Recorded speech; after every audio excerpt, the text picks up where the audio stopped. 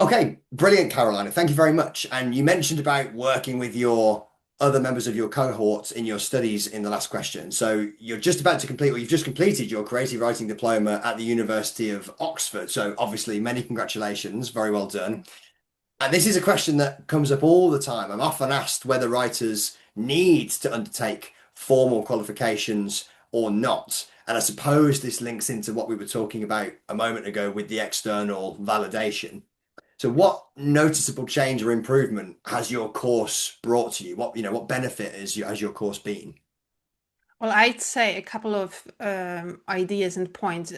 One mainly being the opportunity to be introduced to a lot of forms Yes. in a structured way. Hmm. And I think that was a big one for me because it can speed up the learning process. You can also learn quite a lot about yourself. Hmm. And at the start of the course, we were told not to attach ourselves too much to the Okay. genre we Mhm. came to the course with as our main genre, because we Right. will discover probably that that may not be the strongest one.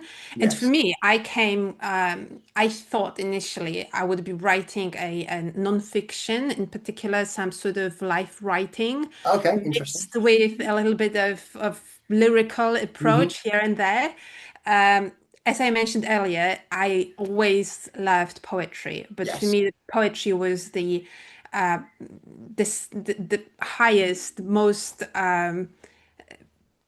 revered literary genre that I would Yes. not dare to defile to my Yeah. hands. Yeah. So that was off the table. And then I fell in love weirdly, like for this year, second year portfolio, I'm doing novel, so long Yes. fiction. Excellent. Um, I fell in love with script writing. Okay. Yeah. Um, Perfect. I mean, last time I've got is screenwriting. So Okay. Perfect. I think that the opportunity to dive into all of the different genres is Mhm. it's an eye opener, and it Yeah. definitely it broadens the horizons.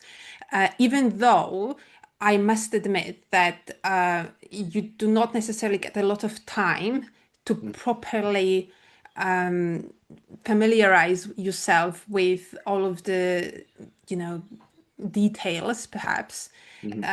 of the forms, but you do get you've got the opportunity to taste them, Yeah.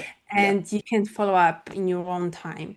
I mean, obviously, community feedback, Mhm. all of the tutorials, the encouragement, being part of the group that's speaking your language Yes. Yeah. in a lot of ways Yeah. possible. Yeah. So those were the main things that definitely helped me, yeah, to again anoint Yeah. myself as a writer, No, to come to terms with it, and to I think to gain the confidence to confidence. pursue Yeah. it further. Yeah.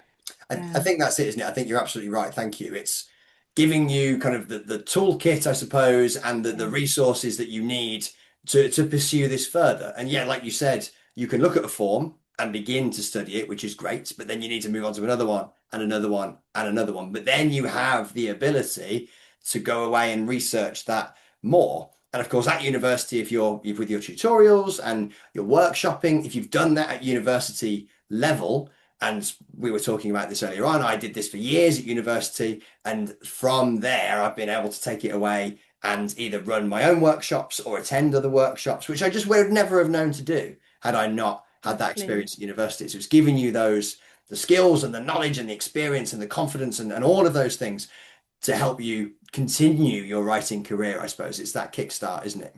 Yes, yes, Yeah. definitely. And also what was a big help for me was that you've got all of these books. You've got Yes. craft books, so you know where Yes. to start. And I Mhm. think it's all it's about. It's giving you a starting point. So you're Yes. not blindly looking for, some thing Something. in Yeah. yeah, in the darkness. Yeah. Yeah. Yeah, That's but it. you've No, got all of perfect, isn't it? Yeah. yeah, yeah. I think there's a misconception that once you've done a creative writing degree or an English literature degree or whatever it might be, you know everything about creative writing and you know everything about English literature, everything about that subject. And I suppose this is true of all other subjects as well. It's just a starting point, isn't it? And from Mm. there, you're then building your knowledge and building your experience and hopefully continuing to just develop and grow and learn as you write more and as you read more. We said this earlier on, you can't read everything. There's always more to read. Yes, Yeah. exactly. And I also think that it's for me, it was trying to find out Yes. what constitutes, what makes one a writer. I Yes. think it's a never-ending question, right? Isn't it? It's Yeah. like, is it a sort of the way you are built, a nervous system pattern, a way of working, or is it is it craft? Yeah. And I think that when those two meet each other, Yeah. then the real Perfect. magic happens.